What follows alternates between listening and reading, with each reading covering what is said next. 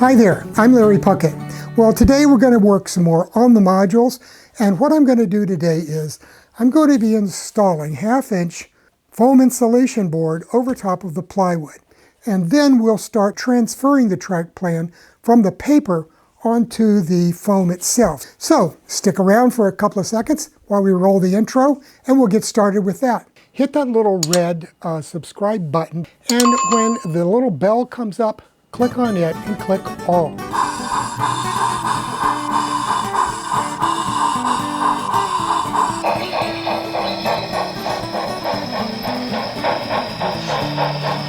Now, a lot of people ask me why I use this green or blue or pink foam insulation board on my model railroad. And there are a number of reasons for that. And I did an entire video that has been very popular called Foam No Foam. And I'll put a link to that right here above me somewhere. And so take a look at that, or I'll put it on the end page at the end of this video. But let me quickly explain to you why I use this green foam or insulation board. Now, for one thing, and somebody asked me recently, why can't you just use the foam alone and not use the plywood? Well, I'm not convinced that the foam is structurally sound and won't sag over time or start to crack or anything else. So I want something solid underneath of my foam to support it, and that's where the plywood comes in. And that piece of plywood there helps to make a very structurally sound and strong baseboard for working and for laying your layout on. Another reason that foam is really good is it's easy to work with. You can take a razor knife like this, and you can very easily cut a ditch if you want. You can put in a small stream. You can put in a ditch alongside of your track to give it more elevation or the appearance of more elevation. So there's a lot of different things.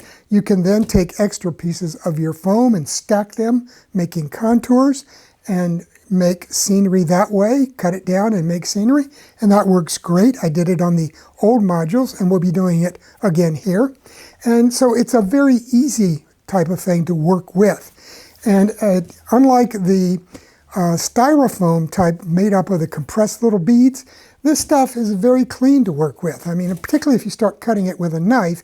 So that's a couple of the reasons for that. Another good reason is it's waterproof. And we use a lot of water-based materials in our scenery. And so if you've got something like this, you're not going to get any warping and saturation of your plywood or any of the other materials that you use for your layout. And just as an example, if you remember in my last video, we took a look at this progress layering system, and I showed you how I did this. Well, look at the curve that it's come into this now that it's dried. That's because these were all water-based adhesives used in this, and it dried and it warped it. So that can happen on your layout if you're not careful, depending on what you use. The big thing for me, though, is it helps deaden the sound because, you know, once you put your track down and start running a bunch of trains around here, it makes a lot of noise. It really does, and particularly if you've converted to metal wheels on your cars. They are a bit louder than plastic wheels are, but they roll a lot better and look better. So I do that with all of mine. So the foam is going to help deaden the sound. And I'm hoping that the road bed that I'm going to be using on here will also help with deadening the sound, because it's a new closed cell high density foam that the folks at Walthers are going to be introducing very soon. It's in a container on a ship on the way to the United States, so we should be getting it fairly quickly, and that's one of the things that I'm going to be using here. Walthers is sending me some packages of that material to test out here on the model railroad, so we'll be seeing how easy it is to work with, to lay down, to cut out, to make to go under turnouts, all of that kind of stuff we're going to test, so stick around for that. And the unfortunate thing is that they're expecting it sometime in March. So I'm expecting to get something from them in early April. So for that reason, this week we're going to be laying the foam insulation on top here, and we will transfer the track plan to the top of the foam sheet. And hopefully, very soon after that, I will get a box from Walthers with this new foam road bed. Let's talk about how I put this stuff down, because it's a very easy way to go about. And what I use is this liquid nails for projects. And it's a latex-based adhesive, and it's made for indoor construction projects. And it specifically says also for use on plywood and foam insulation. So we've got plywood and we've got foam insulation. This stuff is perfect for it. I also use this underneath of my road bed to attach the road bed to the surface of the foam. And then I put a bead down of this to lay my track on top of. And it does a great job of holding it. And people ask me though, but how do you get the track up if you ever want to move it? Well, I will show you. This is a crossover that was laid on the old Piedmont Southern, and you can see the remnants of adhesive on the bottom of that, okay? And this was a piece that was on a section of the layout that had not been ballasted, and I was able to just slip a blade underneath of this and pop it right up off of the old road bed, so I can reuse it. So you can do that, but if you've ballasted it and got a lot of scenery on your track, you're probably not going to be able to lift your track off of the layout or off of the liquid nails, because once you ballast it, it's pretty well set in place. So all I do is pop it into a caulking gun like so, and we're ready to go. And then we can lay beads on the plywood, smooth it using, well, that's about a 5-inch knife right there. You can just pick these up at your hardware store. They're black plastic, a couple of bucks maybe. Use it for 5 or 6 years and toss it once it gets too gummed up. So let me go ahead and we'll pull this off and get started. I've already pre-cut the pieces of foam to fit here on the top. It's split right here in the center, and it's a perfect fit all the way around. So once you get it together, it's going to be there, and you can go ahead and start doing all your other work. Okay, let's go ahead and get started. Let me say about this particular adhesive, there's lots of different types of water-based latex type construction adhesives available at your local hardware stores. So don't feel that you have to find liquid nails for projects. There's lots of other ones that are available. Just check and make sure that they're compatible with your foam and your plywood. That'll be the important thing. Okay, let's go ahead and get started with this. I'm just going to run some beads down through here.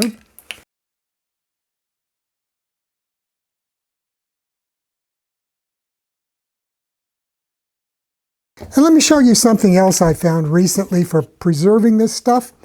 You know, I used to use the old nail in here trick, and that sometimes works, sometimes doesn't. I have another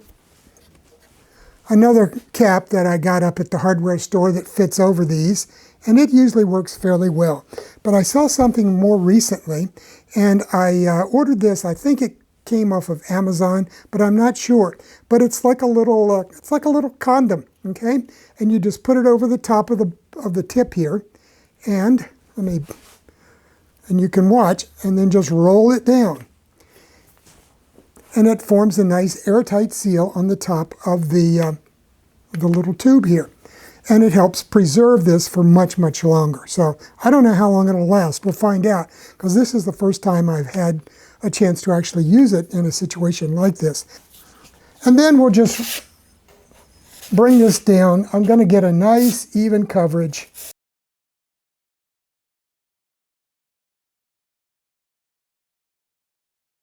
That's pretty good.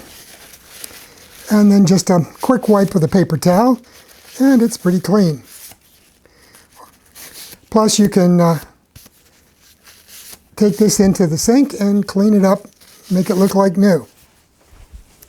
Okay, so that's that one. Let me go ahead and get this set up on here. So we'll put this on like so, drop it into place. Make sure it's good and even with all sides. It's most important to make sure that you get the front side even. The back side is less important. It's going to be against the wall and you'll have a backdrop. All of that can cover, and scenery can cover any mistakes, gaps you have back there. Up front, you need to be a little bit more accurate. Okay, so there's that.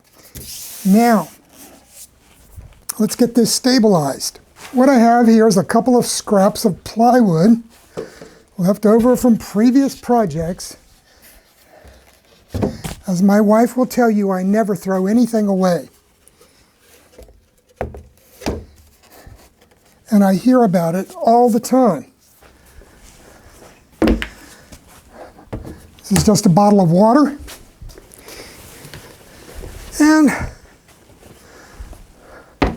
And a couple of half gallons of Mod Podge and good old Elmer's Glue All. Okay, that looks pretty good. So the next thing, we'll get the second piece. And we'll get a good bead over here.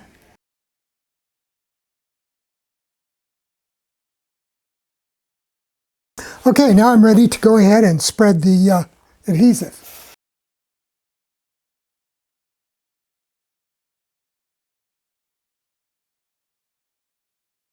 So let me clean this off and then we'll lay the other piece of foam on. Okay, so here is the second piece of foam insulation. And we're going to get it right up there, even with the other. And for this one, I have a, I think it's about 2 by 4 feet or a little more. There we go. And to weight that down, some more water. And a few gallons of hydrocal.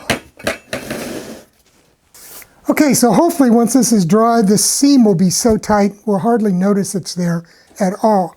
And once I start putting foam, scenery, and things like that down, hopefully we won't have to cover it up too much. Okay, that's it for now. What I've got to do is let this sit, and I'll let this sit till tomorrow. And then tomorrow I will come back down here and we will transfer the track plan. Okay, so it's now been 24 hours since I glued down the foam, so it's good and solid on here. So the next thing we want to do is transfer the track plan that I've shown you in the past to the top of the foam. And it's fairly easy. If you look at this, and I'm going to show you this close up now. If you look at this, you'll see that we've got one very good feature to work with. That main track along the front of the layout is dead straight for 8 feet. So we've got a very good straight line running through here. It's set back 4 inches from the front of the layout.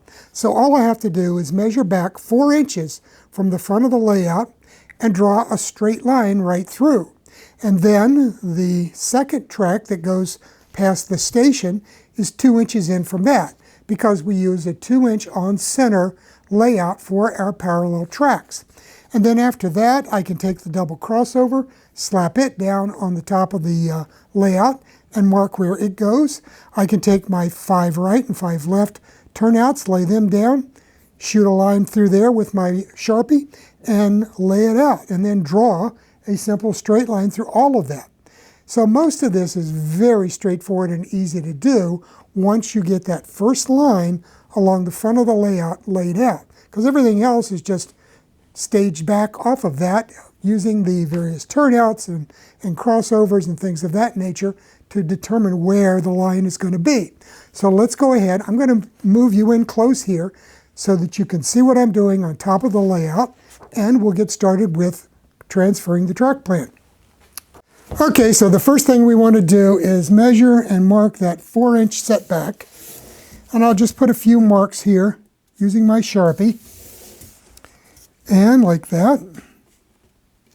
And then all I have to do is get this lined up here, because this is 4 feet long. Makes it very easy to draw a straight line that long. Okay, and then I'll just take my Sharpie, and we have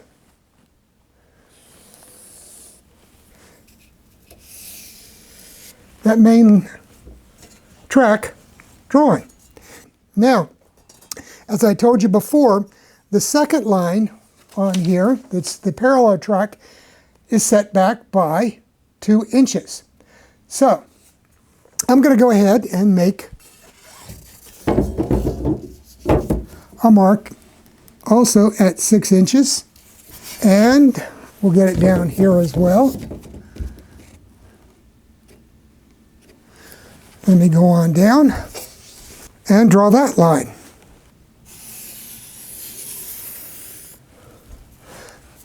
And we'll go back over here. I've already got a 2-incher here, I believe. Yep, there's 2 inches and 2 inches here. So we'll go ahead and line that one out as well. And we can draw it. Now, of course, this one doesn't go all the way because we're going to have a number 6 turnout right here. So let me get some turnouts out and lay them out here. Okay, I've got some turnouts that we can now use for orienting the other tracks. I made a dash line right here, and this is the point where that extra cross member is located to help strengthen the module.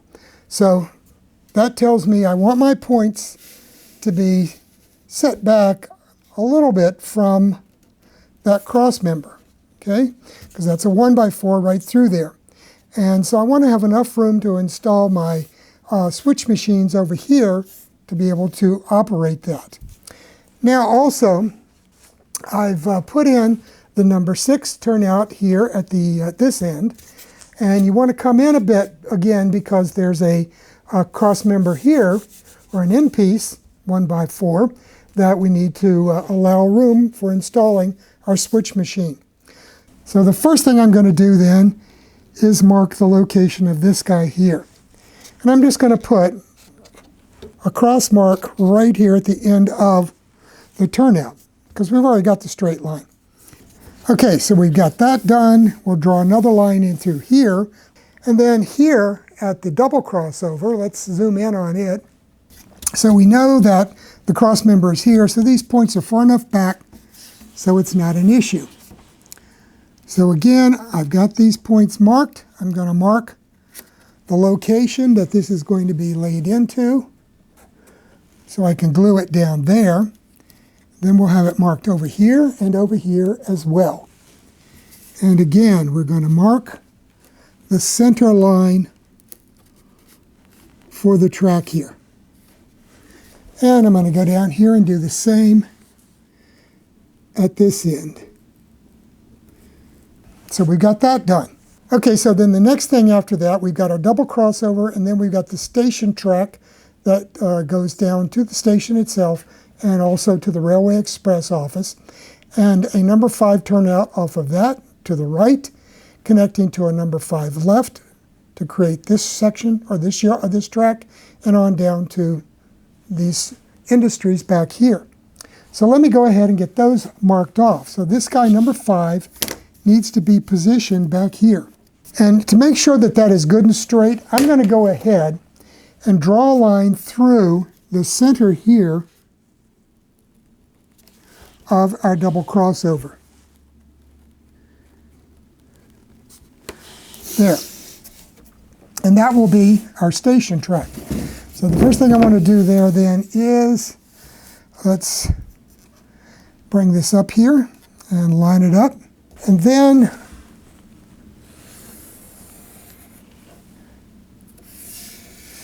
I'm going to carry it all the way back to the end of the module, because that's going to be a long one. Okay, so then we know our double crossover goes here, lined up there, perfect. And then off of that, as I said, we've got this number 5 turnout. And that's going to be our station track, and it's going to start the yard ladder. So it's a very important one for getting our yard laid out correctly. So we know that both of those are right there together. Let me come over here.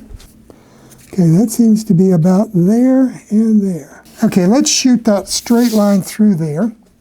So I'm going to, just to make sure this is accurate, I'll take my ruler, and it's set back 8 inches from the front. Now we'll lay it out here, and it's going to run somewhere in here. There. Get everything set back up again so we continue making our measurements. Okay, so that's the location of this turnout here. So we've got that set up.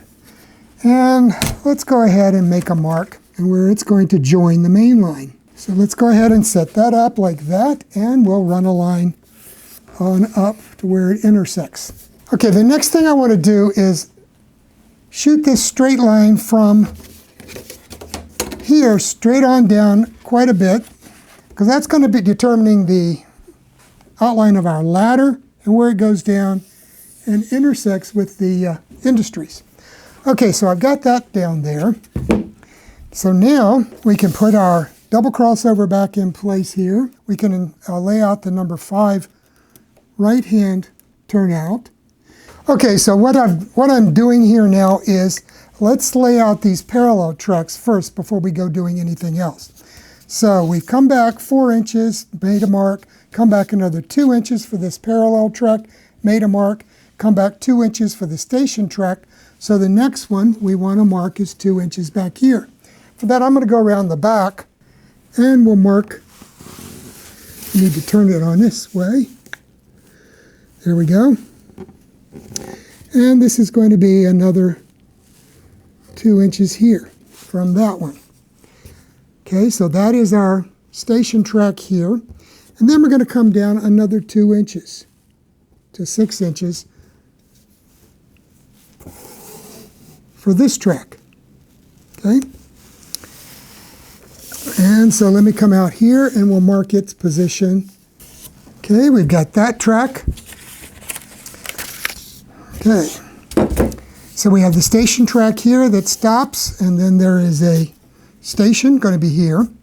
And then this track is the one that goes to the freight depot and the pulp yard. And then back here will be the meat packing plant. And then we'll have connections over here for our other 2 industries as yet unnamed. Let me measure that and make sure we're getting the same one. There. And we're going to make a mark right here. That should give me the straight line for our industry track.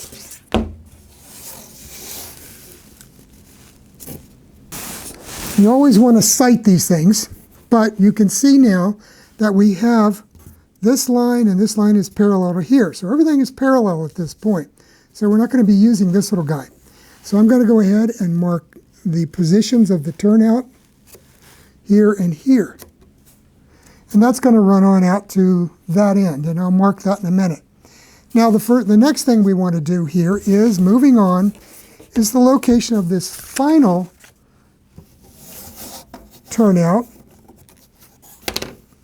And I've got that set up on the diagram, on the track plan, for it basically to be about like that.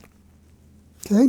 So what I want to do first is extend this line here, straight line for that industry track, all the way, so I can work off of it. So let's get that drawn. Okay, we got that one and that one there. Good, that's good and squared at the end. That's a good match. And we'll run that on down here, and we can bring it up to here. Draw another line at least this far so we know where our turnout is roughly going to be. And we'll throw it, we can put it in here. And I've got it set so the points are on this module and the rest of the turnout is on this module. That is not a good design. I don't like having a set of points or a turnout across a module that's going to be split. So at this point, we're going to move it. That end member goes right through here. It's right at that spot. So if we go mark that, that's where that 1x4 is on the end. So what I want to do is come in far enough to get my my point motor set up, or my switch motor. And we'll mark both locations there. And we want to extend this line out. Okay, so there we go. Let's get that one set up and put our turnout back in place. And we got another line here. We're at the point where we're approaching that last number 5 left turnout, and we've got 1 industry, 2 industries back in that back section. So coming back to the layout, we've got this one here is going to go on to the 2nd industry, and this is going to curve down to that 1st industry. So at this point, I'm going to leave those because I want, let me go ahead and make the mark here for where these are going to be. And we'll run that on up to where it's going to intersect with the straight. Okay. So check that again. It pays to check everything 2 or 3 times because, you know, there's an old carpentry term, measure twice, cut once, because you can't go back. Okay, so that's laid out where it's going to be, and that's where it's going to be. And then this track will then continue on down this way, and this one will continue over here and curve over. And I'm going to wait until we're ready to lay the roadbed before I make these final layout determinations for those curved portions. So that's it for this week. And again, next week we'll be taking a look at a different product that came from WW Scenics. So we can look forward to that. Also, I got an email the other day from the folks at ESU, and they have a brand new Wi-Fi throttle that they're going to be sending me to take a look at. So down the road, probably sometime in April, we'll be taking a look at the new ESU throttle that can be used with any of these DCC systems that have a Wi-Fi interface. You'll be able to use that ESU throttle with it. So I'm looking forward to seeing that. This will be the first ESU non-decoder product that I've had a chance to look at. So I'm looking forward to getting that from them. Other than that, that's it for this week. Have a great week, have a great weekend, and I'll see you here next Friday with another video from the DCC Guy. Bye now.